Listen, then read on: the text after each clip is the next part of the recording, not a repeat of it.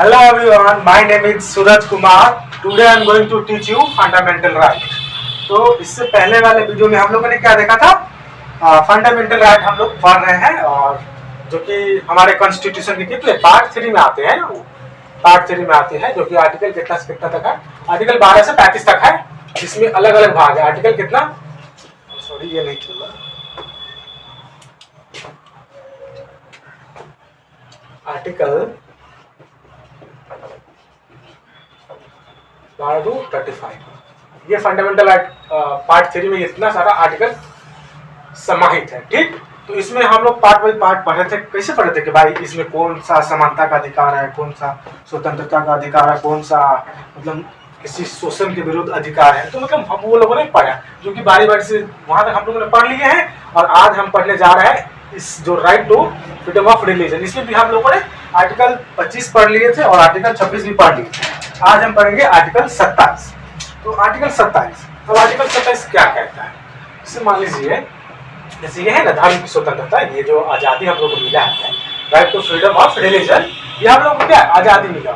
तो उसमें हम लोगों ने आर्टिकल 25 देख लिए थे, 26 देख लिए थे। उसमें क्या था भाई, कुछ कुछ प्रावधान था कि भाई आपको क्या था कि भाई मतलब आपको व्यक्तिगत तौर पर क्या है आज़ादी है, धार्मिक मतलब धार्मिक रिचुअल को परफॉर्म करने के लिए। और क्या 26 में क्या था कि भाई आप सामूहिक रूप से धार्मिक क्रियाकलाप को कर सकते हैं। अब बोल रहा है आर्टिकल 27। तो आर्टिकल 27 क्या कहता है? आर्टिकल 27 बोलता है भाई freedom as to payment of taxes for propagation of any particular religion. ठीक, बोल रहा है कि भाई जो टैक्सेस है ना, टैक्सेस समझते हैं, कर होता है जो सरकार लेती है आमतौर पे। ठीक है, तो इसका सिंपल सा मतलब समझिए कि मतलब धार्मिक कार्यों के लिए दिया गया धन पर टैक्स नहीं लिया जाएगा। मतलब जो भी धार्मिक कार्य होते हैं, जैसे मान लीजिए धार्मिक कार्य तो होते रहते हैं ना, अपना देश इतना बड़ा भाई डाइवर्सिटी वाला कंट्री है, यहाँ तो दिन प्रतिदिन होता ही रहता है धार्मिक कार्य। तो वही बात है, जैसे मान लीजिए, तो वही बात है कि भाई धार्मिक कार्य के लिए दिया गया दान पर टैक्स नहीं जाएगा। दिया गया जो धन है, धन, इस धन मतलब क्या होता है? खाली पैसा हो गया भाई, मतलब पैसा, सिंपल सी बात में पैसा रुपया बोल सकते हैं।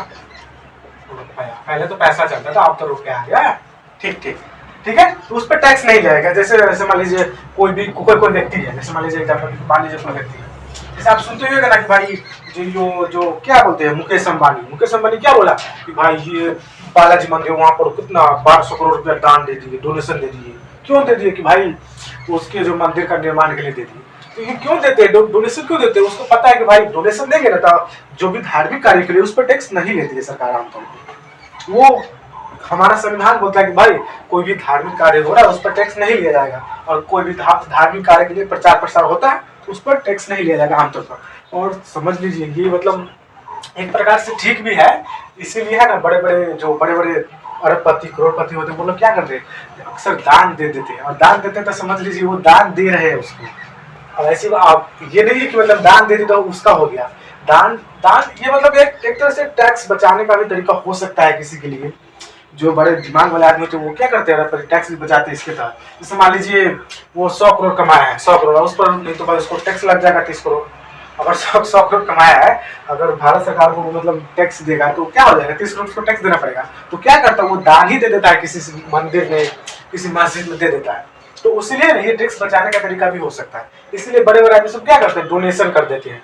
कहाँ पे कहते हैं भाई इसको दान दो और उससे क्या होता है, टैक्स बचेगा। क्योंकि हमारे संविधान में लिखा हुआ है कि भाई आप जो धार्मिक कार्य होगा उस पर क्या होगा, टैक्स नहीं लिया जाएगा। क्या होगा, टैक्स नहीं लिया जाएगा। इसमें क्या लिखा है, टैक्स नहीं लिया जाएगा। जो धार्मिक कार्य होगा उस पर टैक्स नहीं लिया जाएगा। तो वही सिंपल सी बात है कि भाई आप कोई भी धार्मिक कार्य कर रहे हैं तो उस पर कोई भी कीजिए, उस पर टैक्स सरकार नहीं लेगी। ये हमारा आर्टिकल 27 बोलता है। क्या बोलता है आर्टिकल 27? तो ओवरऑल यही था इस आर्टिकल में कि भाई आप कोई भी धार्मिक कार्य करते हैं तो यदि आप प्रसार करते हैं, यदि आप अपने धर्म को बढ़ाना चाहते हैं तो आप क्या कीजिएगा, आप किसी संस्था को, किसी धार्मिक को दे दीजिए दान, तो सरकार उस पर टैक्स नहीं लेती है। हाँ ठीक है, यहाँ तक हम समझ गए। यहाँ तक तो हम समझ गए कि आर्टिकल 27 क्या बोलता है भाई कि धार्मिक कर पर टैक्स नहीं लगेगा। ठीक है, तो आप देखिए, अब देख लीजिए, जैसे मान लीजिए कोई धर्म बहुत मतलब ज्यादा उसका प्रचलन नहीं है, जैसे मान लीजिए ईसाई, अपने देश में ईसाई धर्म का ज्यादा प्रचलन नहीं है। तो भाई चाहेगा कि भाई ईसाई लोग क्या करेगा, तो अपने धर्म के प्रचार के लिए बहुत सारा पैसा देगा। तो एक प्रकार से पॉजिटिव है कि भाई चलिए धर्म का प्रचार प्रसार हो रहा है। तो सरकार भी थोड़ा कहता है कि भाई चलो वो क्या है अपने धर्म को थोड़ा ज़्यादा क्या प्रचार कर लेगा, जिससे उसका धर्म क्या जीवित रहेगा, मतलब उस धर्म का क्या होगा, मतलब अंत नहीं होगा। कल होता है ऐसे, जिससे मान लीजिए ऐसा नहीं सरकार करेगी तो क्या करेगी भाई, कोई किसी को फंड भी नहीं देगा, कोई किसी को क्या बोलेगा भाई छोड़ो भाई कहला दे टैक्स धर्म के नाम पर, मतलब बहुत सारा आदमी मतलब नहीं देता टैक्स। क्यों नहीं देता, क्योंकि हमारा कॉन्स्टिट्यूशन बोलता है कि भाई आप कोई पार्टिकुलर रिलीजन को बढ़ावा देना चाहते हैं भाई दान दीजिए, आपको कोई टैक्स नहीं लगेगा, इसमें लिखा है। ठीक है, तो यही पढ़ना था हमको।